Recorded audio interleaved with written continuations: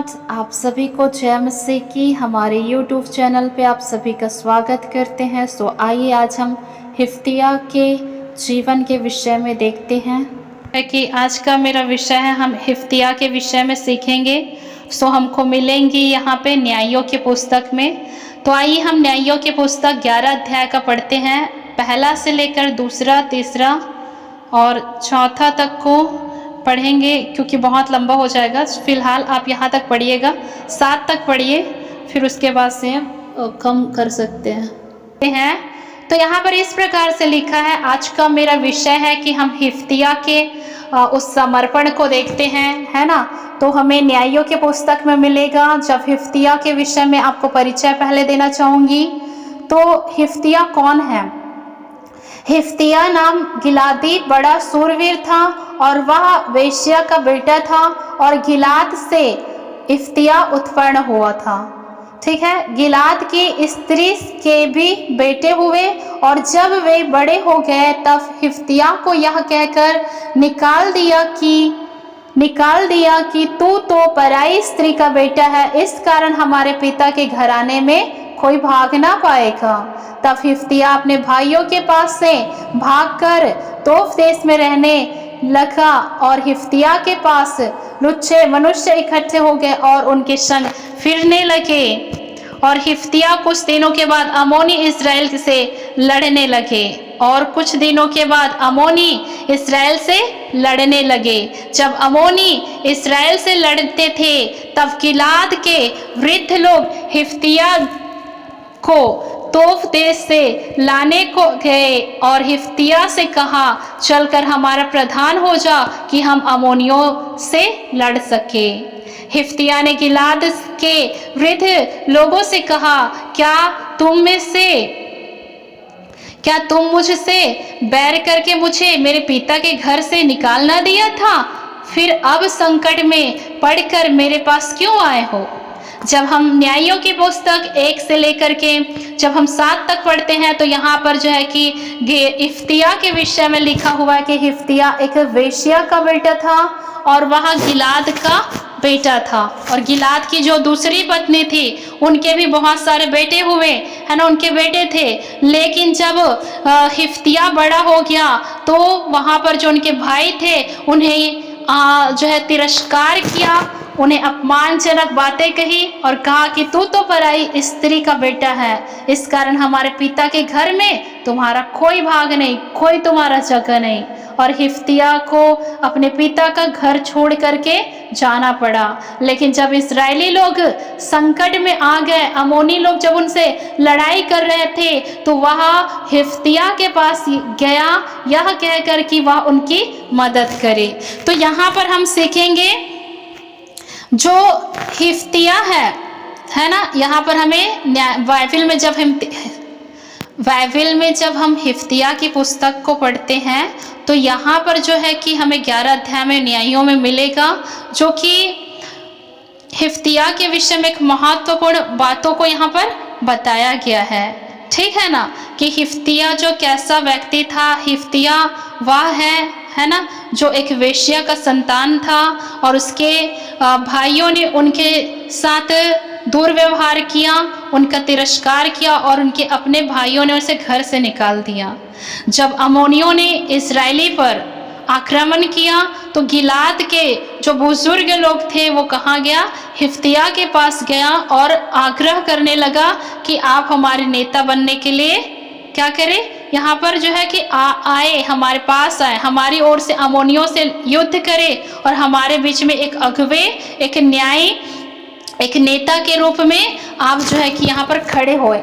तब यहाँ पर जो है कि हिफ्तिया ने कहा कि तुम तो पहले क्या किए थे मेरे साथ, मुझे वहाँ पर से मेरे पिता के घर से तुमने मुझे निकाल दिया था, है ना। उनको सारी बातें याद है कि हिफ्तिया को किस प्रकार से दुर्व्यवहार करके, उनका तिरस्कार करके उसे उनके पिता के घर से निकाल दिया था और अभी तो मुझे अपने जो है कि नेता के लिए, एक अगुवाई करने वाले के लिए तुम मुझे अभी क्या करने आए हो, यहाँ पर बुलाने आए हो, है ना। और यहाँ पर से हिफ्तिया ने कहा कि संकट में पड़कर तुम मुझे मेरे पास क्यों आए हो, तब यहाँ पर देखते हैं कि हिफ्तिया का जीवन कैसा है कि वह एक वेश्या का बेटा है और उसके भाइयों ने उनके साथ जो है कि तिरस्कार किया, उसे अपमानजनक बातें कही और उन्हें क्या कर दिया, वहाँ हिफ्तिया त्यागा हुआ है, हिफ्तिया जो है ठुकराया हुआ है, उसके अपनों ही ने उनको ठुकरा दिया, उनको त्याग दिया और उनका कोई रिस्पेक्ट, कोई सम्मान नहीं किया मेरे प्रियो।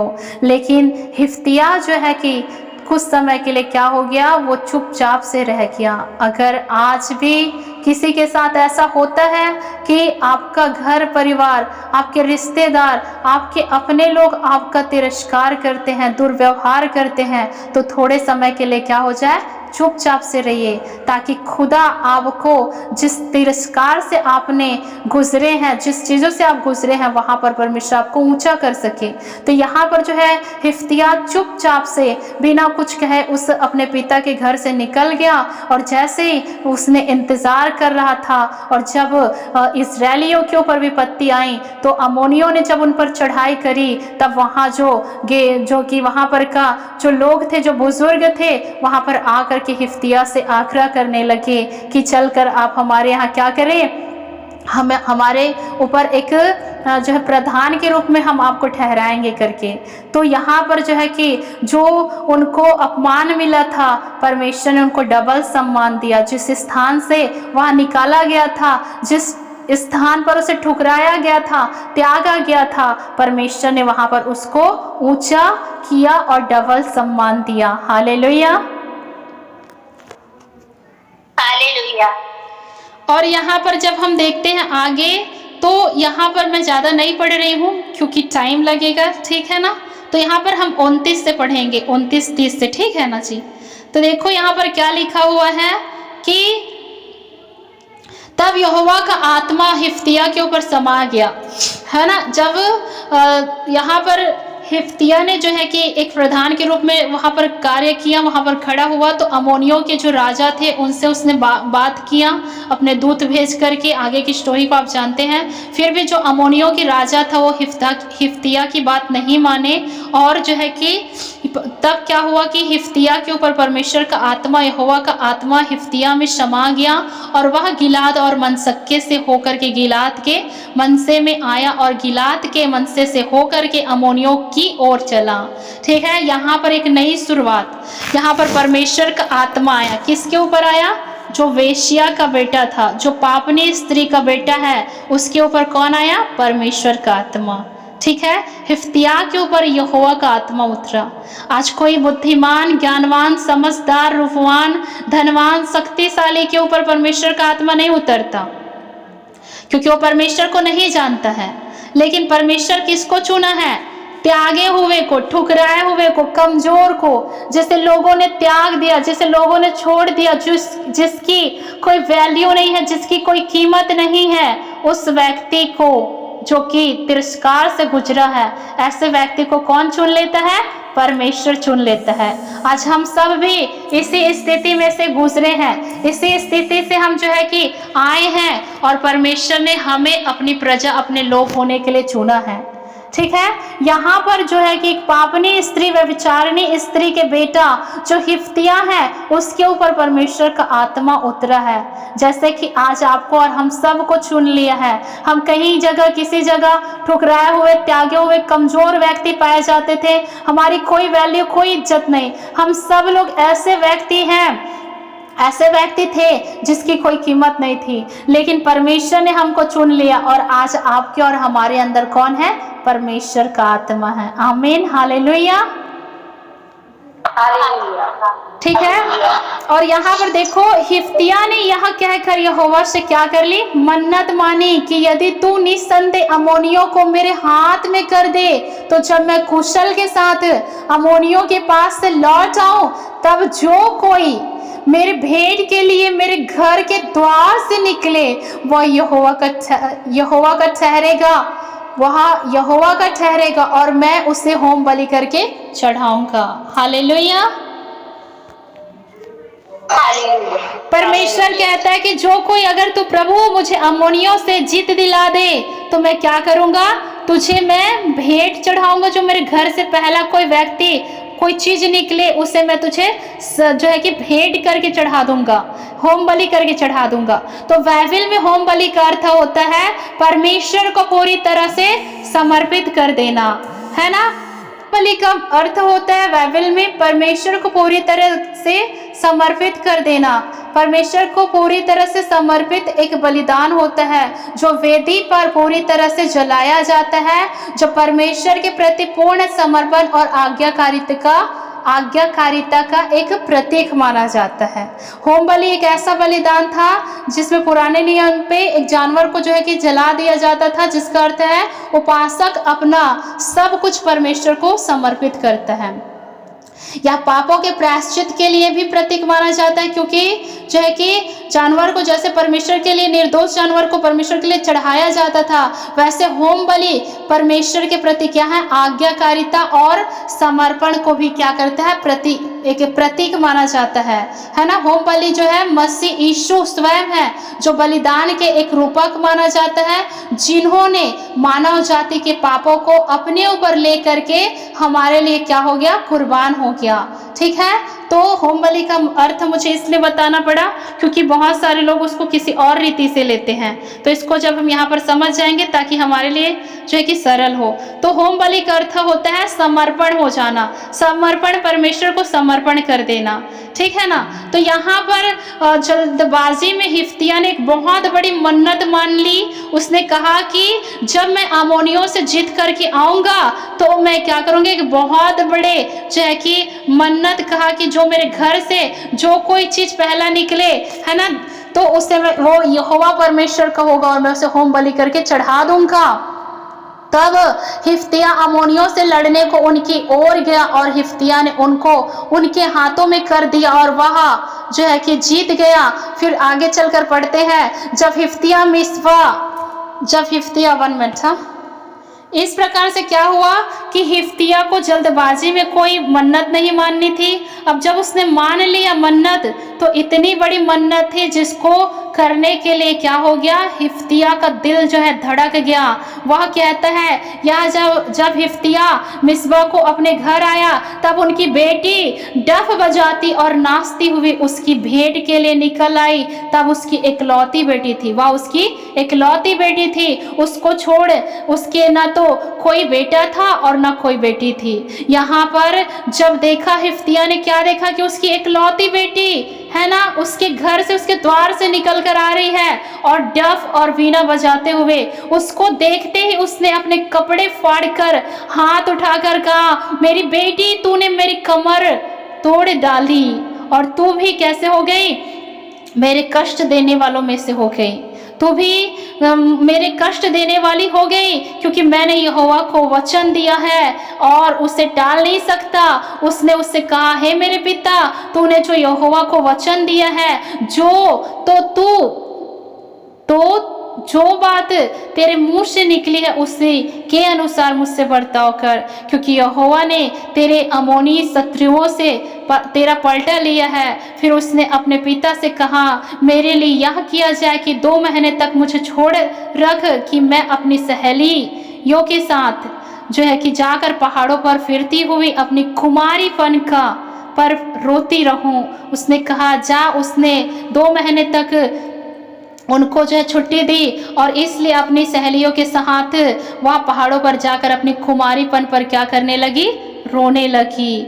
और वहाँ से आई तो उसके पिता ने उसको क्या कर दिया, यहोवा परमेश्वर के लिए समर्पित कर दिया।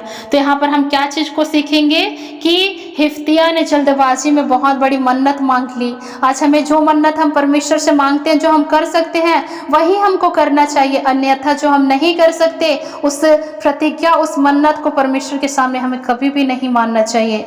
लेकिन यहाँ पर मैं आपको बताना चाहूँगी कि जो हिफ्तिया है उसके लिए कितनी कठिन बात रही होगी कि वह अपनी इकलौती बेटी को परमेश्वर को होम बलि करके चढ़ा दे, परमेश्वर को समर्पित कर दे, एक नाजीरा के रूप में परमेश्वर को सेवा करने के लिए दे दे। उनके लिए कितनी कठिन बात रही होगी, वो मन्नतें उनके लिए कितनी कठिन बात रही होगी। उसको, हिफ्तिया को वो कितना दर्द दिया, कितनी तकलीफ दी वो बातें कि उसने कहा कि तूने मेरी कमर तोड़ डाली, तू भी मेरे दुख देने वालों में से हो गई, है ना। कितना दुख लगा होगा हिफ्तिया को, लेकिन उसने परमेश्वर के सामने जो मन्नत मांगी थी उसको उसने पूरा किया।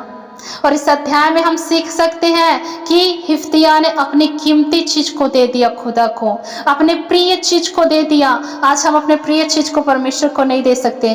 अगर मेरी आदत है 2-3-4 घंटा मोबाइल चलाने का, तो मैं ये प्रिय चीज है मेरे लिए, अगर मैं इसको सोचूं कि मैं इसी समय को परमेश्वर के सामने समर्पण कर दूं, मैं ये समय परमेश्वर को तो प्रार्थना आराधना करूं, तो हाँ, मैं नहीं कर सकती। क्यों नहीं कर सकते हम? क्योंकि ये चीज हमारे लिए क्या हो गया, बहुत प्रिय हो गया। लेकिन देखो हिफ्तिया के जीवन को, कि वो तो उसकी इकलौती बेटी है, उसका और कोई बेटा नहीं है जो उसके वंश को आगे बढ़ा सके, उसकी इकलौती बेटी है। कैसे उनको लगा हुआ होगा, लेकिन ये क्या था, एक परमेश्वर के लिए समर्पण, एक परमेश्वर के लिए प्रेम को दर्शाता है कि उसने परमेश्वर से बढ़कर किसी चीजों को नहीं चाहा। यहाँ तक अपनी बेटी को जो उसने प्रतिज्ञा अपने मुंह से किया था, उसको उसने पूरा किया। उनको कठिन तो लगा, दुख तो हुआ, उसके हड्डी टूट गए होंगे, ऐसा दुख लगा उसको, क्योंकि वह एक पिता था। लेकिन उसने परमेश्वर के सामने प्रतिज्ञा को पूरा किया, मन्नतें पूरी करी। और देखो यहाँ पर उस बेटी ने भी बहुत बड़े योगदान को निभाया, कि उसने कहा कि ठीक है पिता, यहोवा परमेश्वर ने अम्मोनियों को, तेरे शत्रु को तेरे हाथ में कर दिया है, इसलिए जो तूने मन्नतें मांगी है उसे तू पूरा कर लेना। 2 महीने का समय दे मुझे कि मैं अपने कुमारीपन पर जाकर पहाड़ों पे अपने सहेलियों के साथ रोती रहूं। जवान लड़की का एक जीवन भर उसने शादी नहीं किया, किसी पुरुष का मुंह नहीं देखा, लिखा है ना। उनके लिए कितनी त्याग की बात हुई होगी कि उसे पिता की बात माननी, अपने बाप की, अपने पिताजी की बातों को मानना है ना। कोई लड़की आज की होती है तो कहती, पिताजी तुमने अपनी मन्नतें मांगी है, तू जाने, मुझे नहीं पता, लेकिन मैं अपने जीवन को, अपनी जवानी की अवस्था को मैं ऐसे नहीं कर सकती, नहीं दे सकती, ऐसे कह सकती थी। लेकिन वह भी लड़की कितनी आज्ञाकारिता है जो अपने पिता की बातों को मान ली, जो परमेश्वर के लिए भी प्रिय है, कि उसने परमेश्वर के लिए समर्पण होना पसंद किया। और यहाँ पर उसने एक पिता और एक बेटी की प्रेम को भी ये अध्याय दर्शाता है। पिता का प्रेम बेटी के लिए कितना बढ़कर है, और बेटी का प्रेम एक पिता के लिए कितना है कि उसने जो है कि अपनी जवानी की अवस्था में उसने अपने पिता की बातों को मान लिया। और सबसे बड़ी बात है, इस पिता और उस बेटी के लिए बहुत ही प्रेम की बात है कि वो खुदावन से, जीवित परमेश्वर से इतना प्यार करती है। अद्भुत प्रेम को दर्शाता है कि उसने परमेश्वर के लिए उसके पिता और उसकी बेटी क्या हो गए, समर्पण हो गए। यहाँ पर उसे नाज़ीरा होने के लिए, परमेश्वर की सेवा करने के लिए उसके पिता ने उसको दे दिया, और उस बेटी ने भी उसे चुपके से स्वीकार कर ली। उसको भी परमेश्वर के लिए जो है कि एक बहुत बड़े त्याग को, अपने जीवन में त्याग करना बहुत बड़ी बात होती है। आज यदि स्वादिष्ट खाना मेरे आंखों के सामने है और उसको मैं त्याग करके चली जाऊं, ये बहुत बड़े त्याग की बात है। कोई अच्छी वस्तुएं हमारे सामने होते हैं, उसको अनदेखा कर देना, उसको त्याग करके चल देना बहुत बड़ी बात होती है। लेकिन यहाँ लड़की जो जवानी के समय में है ना, किशोरी अवस्था में है, लेकिन उसके पिता ने कहा कि मैंने बेटी परमेश्वर से मन्नतें मानी है कि तुझे परमेश्वर को दे दूं, तू परमेश्वर की है। उसने अपनी उस अवस्था में भी त्याग कर दिया और वो परमेश्वर के लिए समर्पण हो गई। कितनी बड़ी त्याग है। आज हम अपने कोई प्रिय चीज को नहीं त्याग सकते।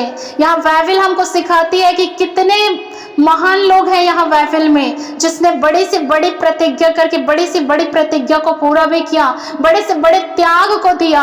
आज हम कई क्षेत्र में जो है कि बहुत सारी चीजों को त्याग नहीं सकते हैं, वो एक बोझ बन जाती हमारे लिए।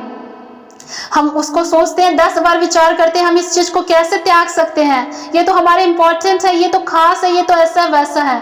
लेकिन बाइबल समर्पण होना हमको सिखाती है। बाइबल के अंदर जो लोग हैं उससे वो हमारे लिए एक आदर्श है कि उन्हें देखकर हम समर्पित होना सीखते हैं।